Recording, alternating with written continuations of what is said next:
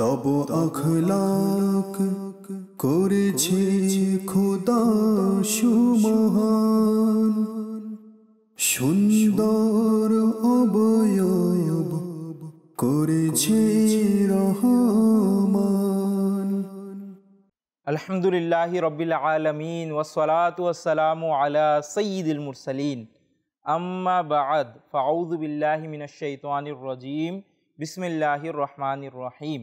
আসসালাতু ওয়াসসালামু আলাইকা ইয়া রাসূলাল্লাহ, আসসালাতু ওয়াসসালামু আলাইকা ইয়া হাবিবাল্লাহ, আসসালাতু ওয়াসসালামু আলাইকা ইয়া নবিয়াল্লাহ ওয়া আলা আলিকা ওয়া সুহাবিকা ইয়া নূরাল্লাহ। মাদানী চ্যানেলের দর্শক শ্রোতা, আপনাদের সবাইকে জানাই অনেক অনেক শুভেচ্ছা ও স্বাগতম আমাদের অনুষ্ঠান সিরাতে মুস্তাফা সাল্লাল্লাহু তাআলা আলাইহি ওয়া আলিহি ওয়াসাল্লামে। এই অনুষ্ঠানে আলহামদুলিল্লাহি তাআলা আমরা প্রিয় নবী রাসূল আরবি সাল্লাল্লাহু তাআলা আলাইহি ওয়া আলিহি ওয়াসাল্লামের সিরাত তথা বরকতময় জীবনী সম্পর্কে আলোচনা করে থাকি এবং নবী করিম সাল্লাল্লাহু তাআলা আলাইহি ওয়া আলিহি ওয়াসাল্লামের পবিত্র জীবন বৃত্তান্ত এবং নবী করিম সাল্লাল্লাহু তাআলা আলাইহি ওয়া আলিহি ওয়াসাল্লামের পবিত্র জীবনী এবং তার আদর্শ কি কি ছিল সেই বিষয় সম্পর্কে আমরা এই অনুষ্ঠানের মাধ্যমে জানি, যেন আমরাও সেগুলোর উপর আমল করে কাল কিয়ামতের দিন সফলকাম হতে পারি। মাদানী চ্যানেলের দর্শক শ্রোতা, আমরা নবী করিম সাল্লাল্লাহু তাআলা আলাইহি ওয়া আলিহি ওয়াসাল্লামের জীবনী সম্পর্কে প্রতিটি পর্বে ধারাবাহিকভাবে আলোচনা করছি। এই পর্বেও একটি বিষয়বস্তু নিয়েছি, সেই বিষয়বস্তু এবং আজকের অনুষ্ঠানের সামারি কি সেই বিষয়ে জানার আগে আসুন একটি দুরূদ শরীফের ফজিলত শ্রবণ করে নিই। ক্বালা রাসূলুল্লাহ সাল্লাল্লাহু আলাইহি ওয়া আলিহি ওয়াসাল্লাম, হাইসুমা কুনতুম ফাসাল্লু আলাইয়া ফা ইন্না সালাতাকুম তাবলুগুনি। অর্থাৎ নবী করিম রউফুর রহিম সাল্লাল্লাহু তাআলা আলাইহি ওয়া আলিহি ওয়াসাল্লাম ইরশাদ করেন, তোমরা যেখানেই থাকো আমার প্রতি দুরূদ শরীফ পাঠ করো, কেননা তোমাদের দুরূদ শরীফ পাঠ আমার নিকট পৌঁছে থাকে। সুবহানাল্লাহ। মাদানী চ্যানেলের দর্শক শ্রোতা, কতই না চমৎকার একটি ফজিলত, কতই না ভালোবাসাপূর্ণ ফজিলত। একজন প্রেমিক যে নবী করিম সাল্লাল্লাহু তাআলা আলাইহি ওয়া সাল্লামকে ভালোবাসে, যার মনে নবী প্রেম রয়েছে, সে অবশ্যই চাইবে যে নবী করিম সাল্লাল্লাহু তাআলা আলাইহি ওয়া সাল্লামের কাছে, নবী করিম সাল্লাল্লাহু আলাইহি সাল্লামের দরবারে তার আলোচনা যেন যায়। তো এটা কিভাবে পৌঁছানো যায়? এটা পৌঁছানো যায় দুরূদ শরীফ পাঠ করার মাধ্যমে। যদি আমরা দুরূদ শরীফ পাঠ করি তো সেই দুরূদ শরীফ নবী করিম সাল্লাল্লাহু তাআলা আলাইহি ওয়া সাল্লামের কাছে যায়। অন্যান্য কিছু riwayate এমনও রয়েছে, যে ব্যক্তি দুরূদ শরীফ পাঠ করে তার নাম এবং তার পিতার নাম সহকারে নবী করিম সাল্লাল্লাহু তাআলা আলাইহি ওয়া সাল্লামের দরবারে যায়। তো যদি আমরাও চাই যে নবী করিম সাল্লাল্লাহু তাআলা আলাইহি ওয়া সাল্লামের দরবারে আমাদের নাম নেওয়া হোক দুরূদ শরীফ পাঠকারী হিসেবে, তো আমাদেরকে অধিক হারে দুরূদ শরীফ পাঠ করতে হবে। তো আসুন সওয়াবের উদ্দেশ্যে একবার দুরূদ শরীফ পাঠ করে নেই। সাল্লু আলাল হাবিব সাল্লাল্লাহু তাআলা আলা মুহাম্মদ সাল্লাল্লাহু আলাইহি ওয়া সাল্লাম। মাদানী চ্যানেলের দর্শক শ্রোতা, আমরা এর পূর্বের পর্বে প্রথম হিজরিতে ঘটে যাওয়া কিছু ঘটনা সম্পর্কে জানছিলাম। তার মধ্য থেকে একটি খুবই চমৎকার ব্যাপারেও আমরা গত পর্বে জেনেছি, সেটা হচ্ছে আজানের সূচনা। আজানের সূচনা কিভাবে হলো, কিভাবে আজানের এই বাক্যগুলো চয়ন করা হলো এবং আজান যখন ছিল না তখন মানুষদেরকে কিভাবে নামাজের জন্য ডাকা হতো, সেই বিষয়ে আমরা এর পূর্বের পর্বে আলোচনা করেছি। আশা করি আপনারা দেখেছেন। যদি না দেখে থাকেন, মাদানী চ্যানেল বাংলার ইউটিউব চ্যানেল, যা মাদানী চ্যানেল বাংলা নামে রয়েছে, সেই চ্যানেলের মধ্যে এর প্রতিটি পর্ব চ্যানেলে অন এয়ার হওয়ার পর ইউটিউব চ্যানেলে আপলোড করা হয়। তো আপনারা সেখান থেকে এই পর্বগুলো দেখে নিতে পারেন এবং জেনে নিতে পারেন যে আজানের সূচনা কিভাবে হয়েছিল। মাদানী চ্যানেলের দর্শক শ্রোতা, প্রথম হিজরিতে আরও কিছু ঘটনা ঘটে, সেই ঘটনাগুলো সম্পর্কে জানবো। এর মধ্যে একটি ঘটনা ছিল যে মুসলমান এবং ইহুদিদের মধ্যে একটি চুক্তি হয়েছিল। কি সেই চুক্তি ছিল এবং তার মধ্যে কি কি আলোচনা ছিল সেই সম্পর্কে জানবো। তারপর আমরা জানবো যে মদিনা শরীফের জন্য নবী করিম রউফুর রহিম সাল্লাল্লাহু তাআলা আলাইহি ওয়া সাল্লাম একটি চমৎকার দোয়া করেছিলেন। সেই দোয়াটি কি ছিল সেই সম্পর্কেও জানবো। এরই সাথে আমরা জানবো যে প্রসিদ্ধ সাহাবী, আমরা সবাই তার নাম সম্পর্কে অবগত আছি, হযরত সালমান ফারসি রাদিয়াল্লাহু তাআলা আনহু। তিনি কিভাবে ইসলাম ধর্ম গ্রহণ করেন সেই সম্পর্কেও ইনশাআল্লাহ তাআলা আজকের এই পর্বে জানবো। মেদিনী চ্যানেলের দর্শক শ্রোতা, ইহুদিদের সাথে কি চুক্তি হয়েছিল? যখন আমরা মদিনা শরীফের আলোচনা করেছিলাম, মদিনা শরীফের পরিস্থিতি সম্পর্কে এর পূর্বের একটি পর্বে আমরা যখন আলোচনা করেছিলাম, তখন বলেছিলাম যে মদিনা শরীফে যেই গোত্রগুলো ছিল সেই গোত্রগুলোর মধ্যে যারা আনসাররা ছিল তাদের মধ্যে তো দুটি গোত্র ছিল, একটি হচ্ছে অস এবং খাজরাজ, এই একটি গোত্র। আরেকটি ইহুদিদের মধ্যে যারা ছিল, ইহুদিরাও থাকতো মদিনা শরীফে তৎকালীন সময়, তো তাদের তিনটি গোত্র ছিল। একটি হচ্ছে বানু কানিকা, বানু নদীর এবং কুরাইজা, এই তিনটি গোত্র ইহুদিদের থাকতো। আর মুসলমানদের যারা ছিল, যে গোত্রগুলো ছিল, সেটা হচ্ছে অস এবং খাজরাজ। এখন হয়েছে কি যে পূর্বের সময়ে কি হতো যে ইহুদিরা সেই অস এবং খাজরাজদের মধ্যে তাদের ইসলাম ধর্ম গ্রহণ করার পূর্বে তাদের মধ্যে সব সময় লড়াই লাগিয়ে রাখতো। তো এই লড়াইয়ের মধ্যবর্তী দিয়ে একটি খুবই ভয়ঙ্কর একটি লড়াই তাদের মাঝে হয়েছিল, সেটা হচ্ছে বিয়াস যুদ্ধ। এই বিয়াস যুদ্ধের মধ্যে কি হয়েছিল যে অস এবং খাজরাজের মাঝে এমন ভয়ঙ্কর একটি লড়াই হয়েছিল যে তাদের উভয় পক্ষের অনেক বীর সৈনিকরা এবং খুবই শক্তিশালী এবং বীরেরা, অনেক যুবকরা এবং অনেক সৈনিকরা তাদের মধ্য থেকে মারা যায়। তো মারা যাওয়ার কারণে কি হয়, হত্যা করে দেয়া হয় তাদেরকে যুদ্ধের মধ্যে। সেই হত্যার কারণে কি হয় যে এই দুইটি গোত্রই, অস এবং খাজরাজ গোত্র দুর্বল হয়ে পড়ে। কিন্তু আলহামদুলিল্লাহ তাআলা যখন ইসলাম ধর্ম মদিনা শরীফে প্রচার প্রসার হয়, তখন অস এবং খাজরাজ যখন নবী করিম সাল্লাল্লাহু তাআলা আলাইহি ওয়া সাল্লামের মাধ্যমে ইসলামের ছায়াতলে চলে আসে, তখন তাদের মধ্যে পরস্পর ভ্রাতৃত্ব বন্ধন গড়ে ওঠে। যেভাবে একজন মুসলমানের প্রতি একজন মুসলিমের প্রতি থাকা দরকার, তো সেটা গড়ে ওঠে এবং তাদের মধ্যে সব যেই বিচ্ছেদ ছিল, যেই ঘৃণা ছিল, যেই শত্রুতা ছিল, এই সবগুলো দূর হয়ে যায়। এত বছরের যুদ্ধ, এত বছরের ঘৃণা ইসলামের নূরের ছায়াতলে এসে, নূরের কাছে এসে এই সবগুলো ইসলামের ছায়াতলে এসে সবগুলো দূর হয়ে যায় এবং নবী করিম সাল্লাল্লাহু তাআলা আলাইহি ওয়া সাল্লামের দরবার থেকে তারা ইসলামের সুশিক্ষায় নিজের জীবন সুসজ্জিত করতে থাকে। মেদিনী চ্যানেলের দর্শক শ্রোতা, যেভাবে বলছিলাম যে এই যুদ্ধের কারণে তারা দুর্বল হয়ে পড়েছিল, আর অন্যদিকে ইহুদিদের তিনটি গোত্র ছিল। তারা কি করত, তাদের সব সময় কষ্ট দিত, সব সময় তাদেরকে ডিস্টার্ব করত। আনসার সাহাবায়ে কেরাম যারা ছিল অস এবং খাজরাজ গোত্রের, তাদের সাথে সবসময় শত্রুতা পোষণ করা, তাদের ক্ষতি করার চিন্তা ভাবনা পরিকল্পনায় লেগে থাকতো। তো নবী করিম সাল্লাল্লাহু তাআলা আলাইহি ওয়া সাল্লাম যখন এই অবস্থা দেখলেন, তো তিনি একটি তাদের মাঝে, ইহুদি এবং আনসারদের মাঝে, মুসলমানদের মাঝে মদিনা শরীফে একটি চুক্তি করার প্রয়োজন অনুভব করলেন।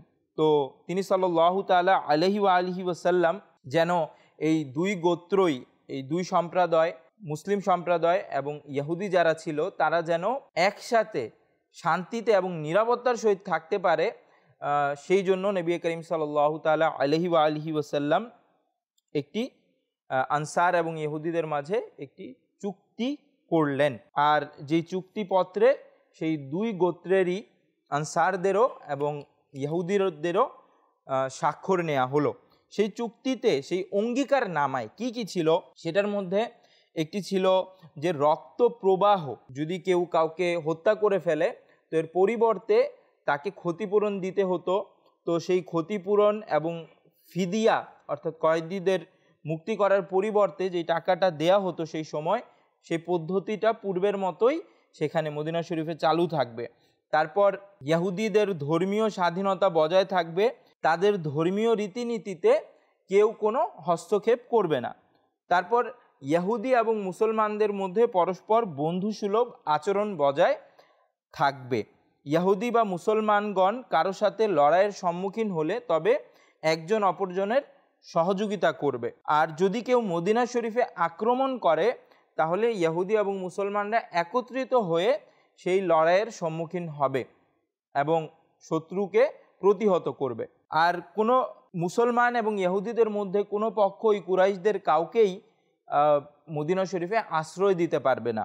যদি কোনো শত্রু এক পক্ষের সাথে মীমাংসা করে নেয়, অর্থাৎ বাহিরের কোনো গোত্রের সাথে যদি মীমাংসা করে নেয়, তো অন্য পক্ষ সেই গোত্রের সাথে মীমাংসা করে নিবে। তো এইভাবে মোট সিরাতে ইবনে হিশামে এই 60টি অঙ্গীকার লেখা রয়েছে। এই অঙ্গীকার সাথে তাদের একটি চুক্তি স্বাক্ষর করা হয় এবং তারা এই চুক্তি করে যেন তারা নিরাপত্তা এবং শান্তিতে বসবাস করতে পারে। মদিনী চ্যানেলের দর্শক শ্রোতা, নবী করিম রউফুর রহিম সাল্লাল্লাহু তাআলা আলাইহি ওয়া আলিহি ওয়াসাল্লাম মদিনা শরীফের একটি চমৎকার দোয়া করেছিলেন।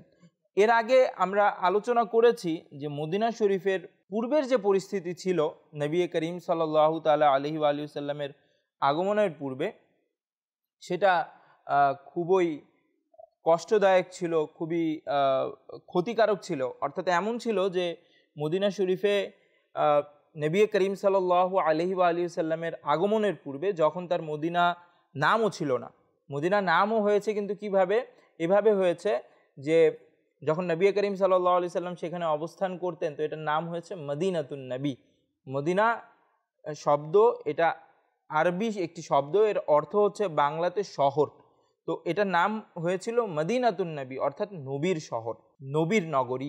তো যখন এই নাম হয়েছিল, তো তখন মদিনাতুন নবী হিসাবে এটা প্রসিদ্ধ হয়ে গিয়েছিল নবী করিম সাল্লাল্লাহু আলাইহি সাল্লামের বরকতে।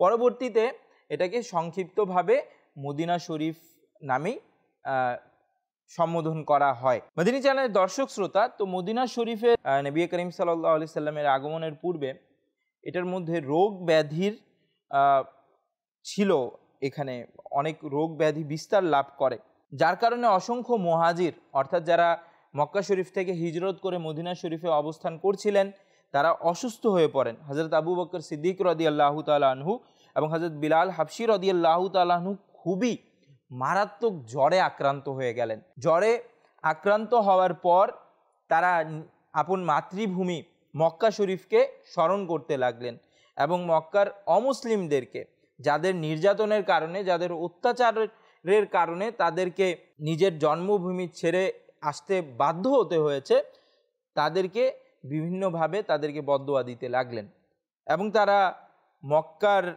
পাহাড় এবং ঘাসের বিচ্ছেদে কবিতা পাঠ করতেন।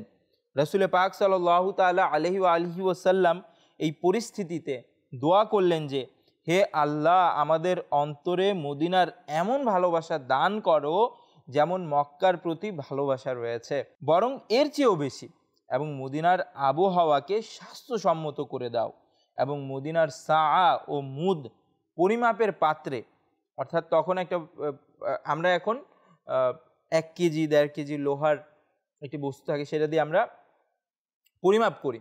তখন ছিল একটা সাআ ছিল, মুদ ছিল, সেগুলো এক একটি পাত্র ছিল। কি করা হতো, যে কোনো বস্তু ওই পাত্রতে দেয়া হতো, ওই পাত্র যখন ভরে যেত সেই বস্তু দিয়ে, তো এর অর্থ হতো যে এটা 1 সা। তারপর সেভাবে মুদও ছিল, তো সেগুলো দিয়ে এটি একটি পরিমাপের পাত্র ছিল যেটাতে পরিমাপ করা হতো। তো নবী করিম সাল্লাল্লাহু আলাইহি ওয়া সাল্লাম এই দুইটি পাত্রের ব্যাপারেও দোয়া করলেন যে আল্লাহ তাআলা যেন এর মধ্যে কল্যাণ ও বরকত দান করে মদিনা শরীফের মধ্যে, এবং মদিনার জ্বরকে জুহফার এর পরিবর্তন করে দাও। এভাবে করে নবী করিম সাল্লাল্লাহু তাআলা আলাইহি ওয়া সাল্লাম মদিনা শরীফের জন্য দোয়া করলেন। তো এই দোয়ার বরকত কেমন হলো এটা আমরা সবাই জানি, যে মদিনা শরীফের তো এখন পাতায় পাতায় ধুলোবালিতে শিফা, আলহামদুলিল্লাহি তাআলা। মদিনী চ্যানেলের দর্শক শ্রোতা, যখন নবী করিম সাল্লাল্লাহু তাআলা আলাইহি ওয়া আলিহি ওয়াসাল্লাম দোয়া করে দিয়েছেন, তো সেটার প্রভাব, সেটার বরকত কেমন হলো। আর আমরা এই সম্পর্কেও জানি যে নবী করিম সাল্লাল্লাহু আলাইহি সাল্লাম এখানে ভালোবাসার দোয়া করলেন।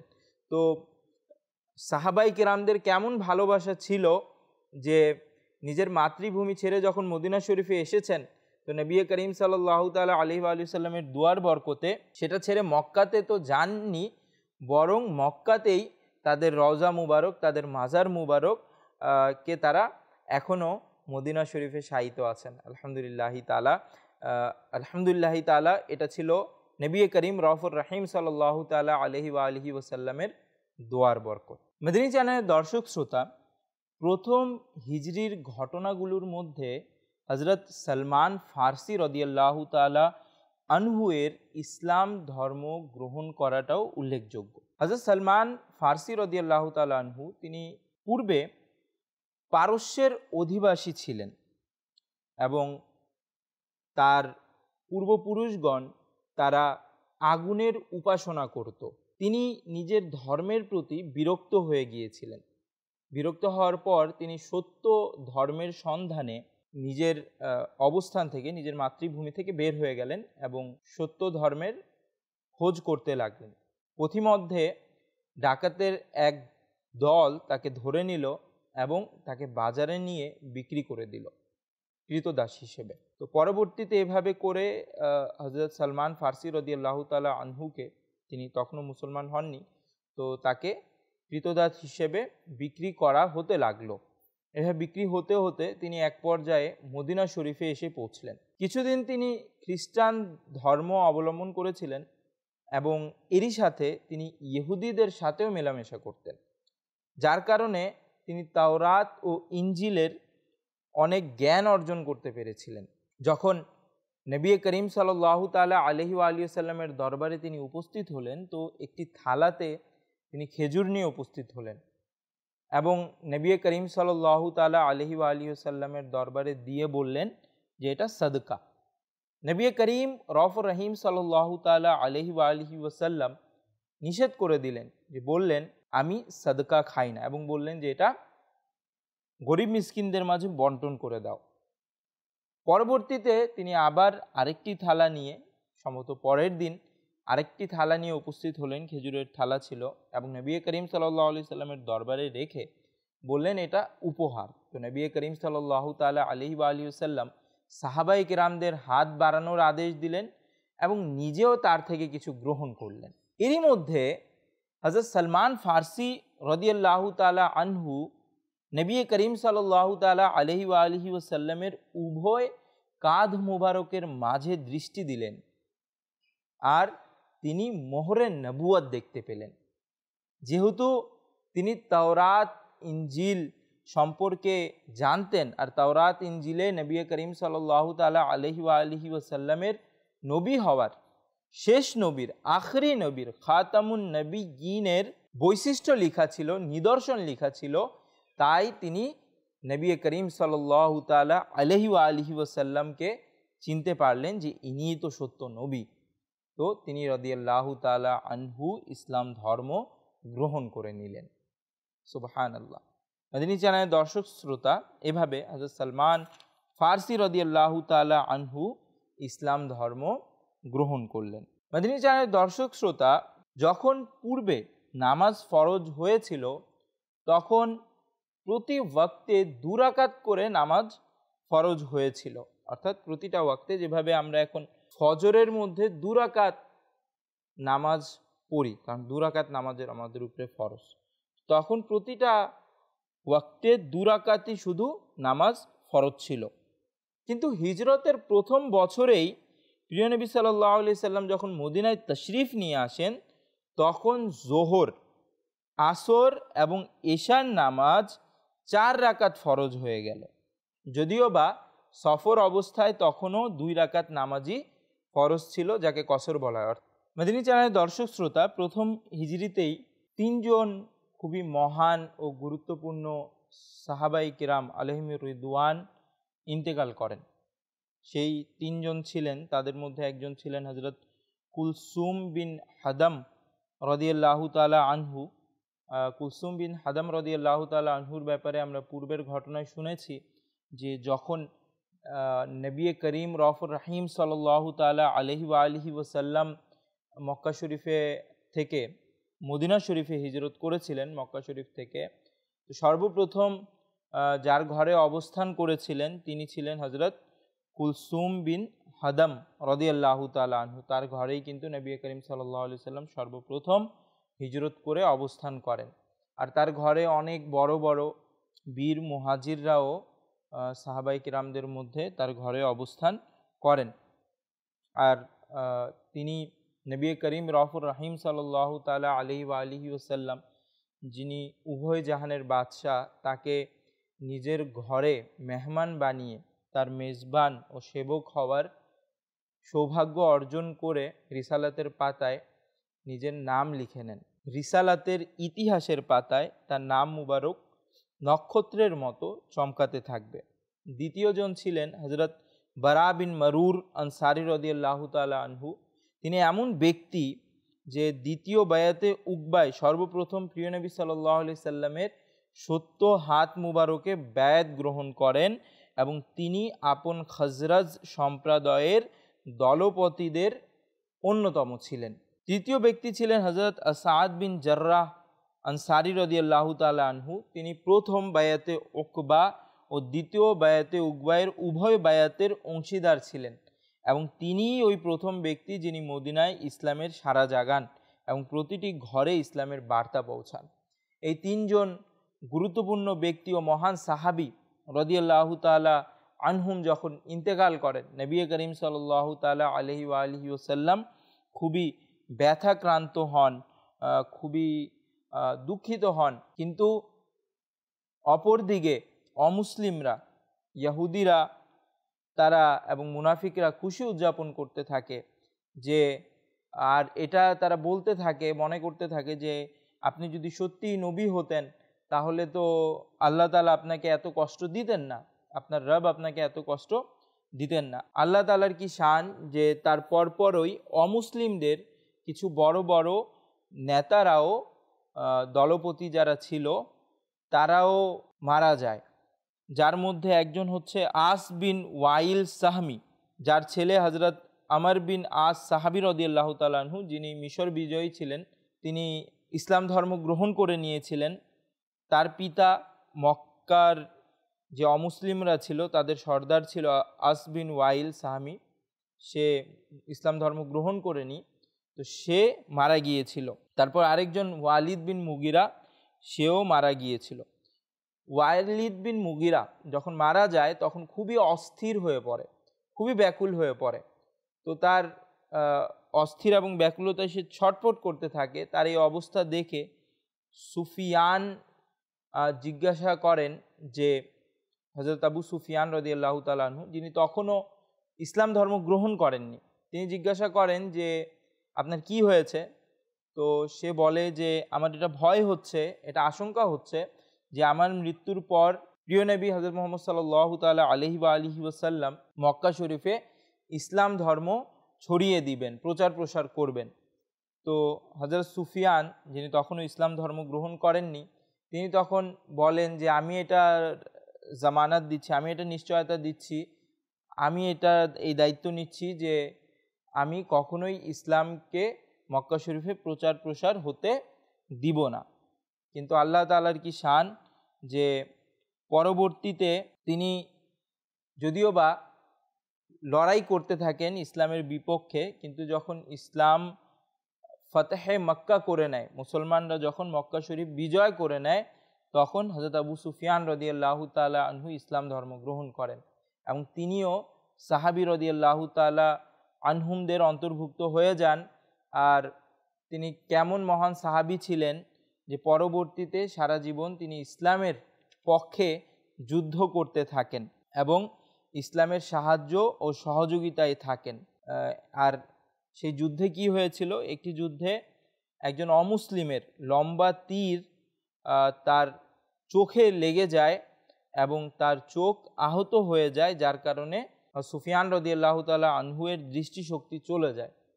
আচ্ছা, হযরত সুফিয়ান রাদিয়াল্লাহু তাআলা আনহুয়ের যিনি শাহজাদা ছিলেন, সম্মানিত সাহাবী, যিনি নবী করিম সাল্লাল্লাহু আলাইহি ওয়াসাল্লামের ওহী লেখক, তিনি হচ্ছেন হযরত আমিরে মুআবিয়া রাদিয়াল্লাহু তাআলা আনহু। তো তিনি হযরত সুফিয়ান রাদিয়াল্লাহু তাআলা আনহু এর শাহজাদা। আচ্ছা, প্রথম হিজরিতে যে ঘটনাগুলো ঘটে এর মধ্য থেকে একটি ঘটনা হচ্ছে হযরত আব্দুল্লাহ বিন জুবাইর রাদিয়াল্লাহু তাআলা আনহু এর জন্ম। উপস্থিত হব যার মধ্য হতে এটিও একটি যে আমরা তো এখন কাবা শরীফের দিকে মুখ করে নামাজ আদায় করি, যেটা আমাদের মাতৃভূমি বাংলাদেশ থেকে পশ্চিমে অবস্থিত। তো আমরা পশ্চিম দিকে ফিরে কিবলামুখী হয়ে আমরা নামাজ আদায় করি, কিন্তু কিবলামুখী হওয়ার পূর্বে মুসলমানরা কোন দিকে ফিরে নামাজ আদায় করতো এবং কিভাবে কিবলামুখী হয়ে নামাজ আদায় করছে, এটার মধ্যে কি ঘটনা এবং বিস্তারিত বর্ণনা রয়েছে, সেই সম্পর্কে আমরা আগামী পর্বে আলোচনা করব। তাই আগামী পর্ব দেখার আমন্ত্রণ জানিয়ে বিদায় নিচ্ছি। সল্লু আলাল হাবিব সাল্লাল্লাহু তাআলা আলা মুহাম্মদ সাল্লাল্লাহু আলাইহি ওয়া আলিহি ওয়াসাল্লাম। তব আখলাক করেছে খোদা সুমহান, সুন্দর অবয়ব করেছে রহমান।